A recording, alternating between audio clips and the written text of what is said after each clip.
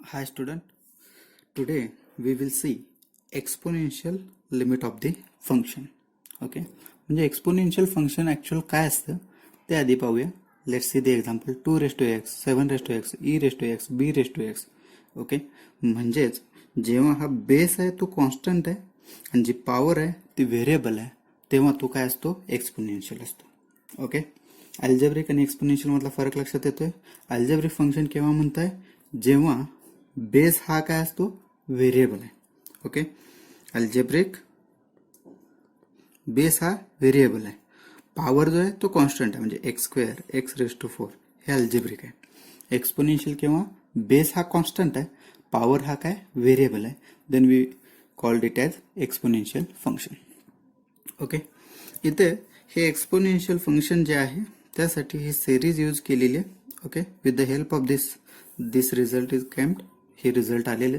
Okay, पण तुम्हाला आता हा डायरेक्ट रिझल्टच यूज करायचा आहे. सो पहा, when limit extends to 0 a raised to x minus 1 upon x, then its value is log a to the base e. Every time हा e असतो तर तो e रिप्रेझेंट केलाच पाहिजे असं नाही. तो जर अपियर नाही आहे दॅट मीन्स तिथं e आहे, आणि अदर जर बेस असेल तर तो तिथं रिप्रेझेंट केला असतो. फॉर एक्झाम्पल 10, 2 हे तुम्ही लॉगॅरिथम मध्ये पाहिलेलं असेल. Okay, suppose the function is now limit x tends to 0 e raise to X minus 1 upon X. Okay, म्हणजे इथं काय चेंज झालाय, हा जो ए आहे तो ई असा झालेला आहे. Okay, then it's a solution, म्हणजेच हे actual log E to the base E झाले. ओके, म्हणजे log E base E both are same, म्हणजेच हे काय होणार आहे 1 होणार आहे. तर ते त्याचं व्हॅल्यू म्हणजे ऍक्च्युअल हे जे रिझल्ट आहेत हे 2 नसून एकच आहेत असं म्हटलं तरी चालेल. ओके, व्हेनेवर बघा पुन्हा एकदा सांगतोय मी, A raise to X minus 1 upon X, then ह्याचं सोल्युशन काय असेल लॉग ए असं असेल. ओके, लेट सी एक्झाम्पल पाहूया. Now here limit x tends to 0 A raise to x plus B raise to x plus C raise to X minus 3 upon X. Okay, मग आता हा जो आहे तो ह्या फॉर्मच्या क्लोजर आहे. ओके, बट ऍक्च्युअल रिक्वायरमेंट जे आहेत त्या ऍक्च्युअल रिक्वायरमेंट इथं फुलफिल नाही आहेत. Okay, then what we do, काय करतोय आपण, तर ए रेस टू एक्स म्हणजे ही फर्स्ट टर्म आहे, डिनॉमिनेटर एक्स रिक्वायर्ड असतो तर तो एक्स सुद्धा इथं अपियर आहे. ओके, फक्त रिक्वायर्ड टर्म काय नाही आहे तर -1 नाही आहे.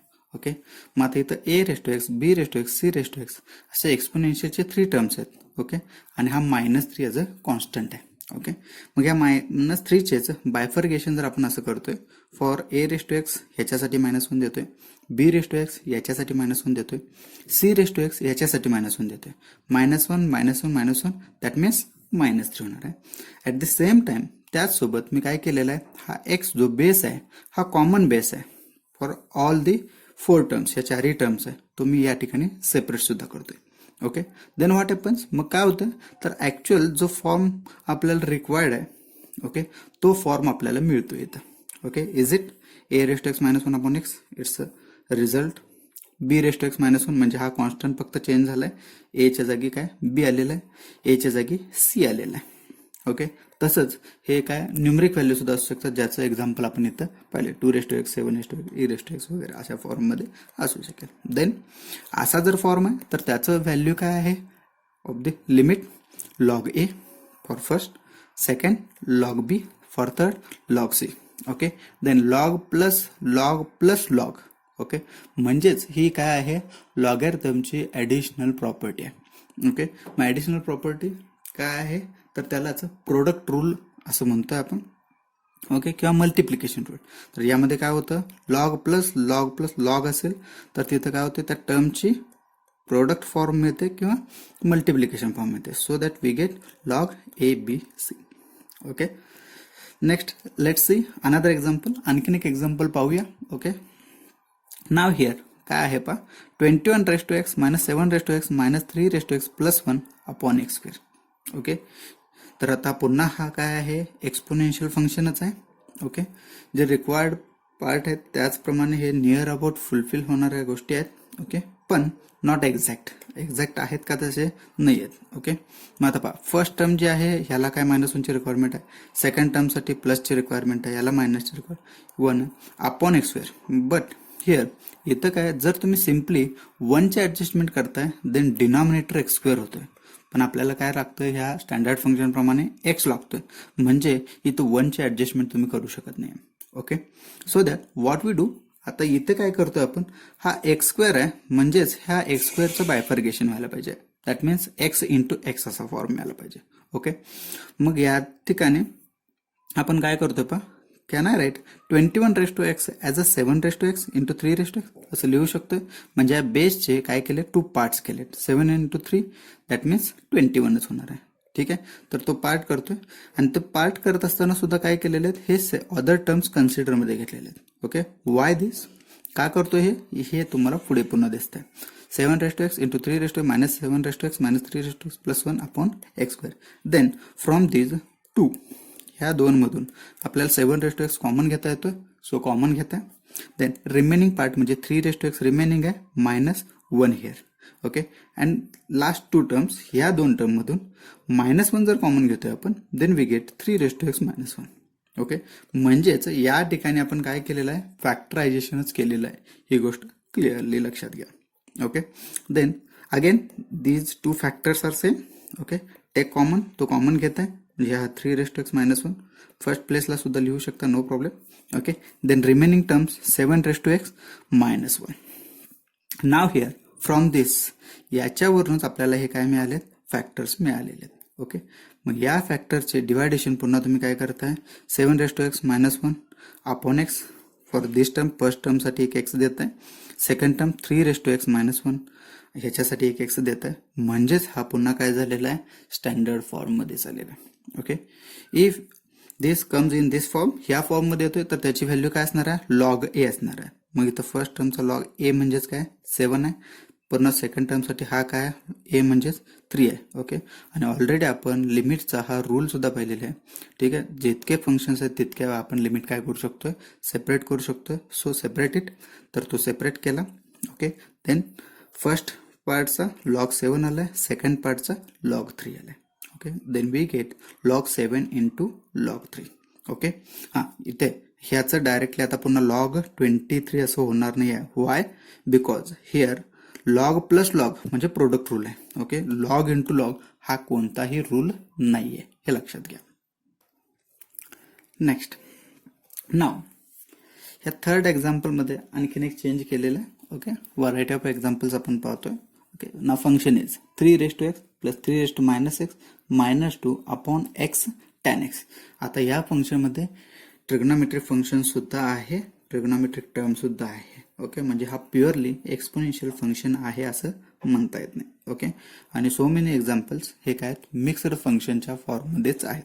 ओके, सो दॅट बघा आता इथं नाव हिअर, इथं what we do from this denominator, ह्या डिनॉमिनेटर वरून आपल्याला लक्षात येते, जसं की आपण याआधी सुद्धा पाहिले, x tan x when trigonometric function comes sine और टॅन, देन त्याचा डिवायडेड काय असायला लागतो, एक्स लागतो, मग तो एक्स इथं रिक्वायर्ड असणार आहे.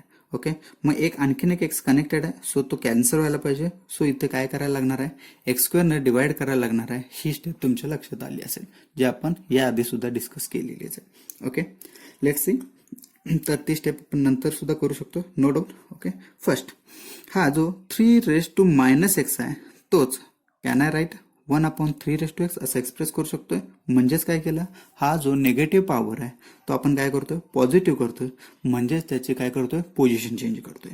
म्हणजे न्यूमरेटर मध्ये असणारा पार्ट आपण डिनॉमिनेटर मध्ये जर नेला तर त्याची पॉवरचं साईन काय होते, चेंज होते. ओके, जस्ट डुईंग दॅट, तेच केलंय. 3 प्लस 1/3 -2 एक्स tan x. ओके, ही स्टेप लक्षात आली.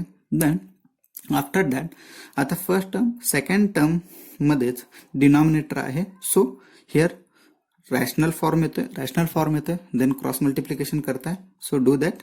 3 into 3 that means it's square, म्हणजे 2 टर्म्स होणार आहे, त्याचा स्क्वेअर असा रिप्रेझेंट करतोय. 1 -2 इंटू हिअर ऑल्सो 3 मल्टिप्लाय करताय, देन हा 3 हा डिनॉमिनेटर होतोय, and that x tan x also denominator, म्हणजे हा पूर्ण पार्ट आपण काय करतोय, डिनॉमिनेटर मध्ये रिप्रेझेंट करतोय.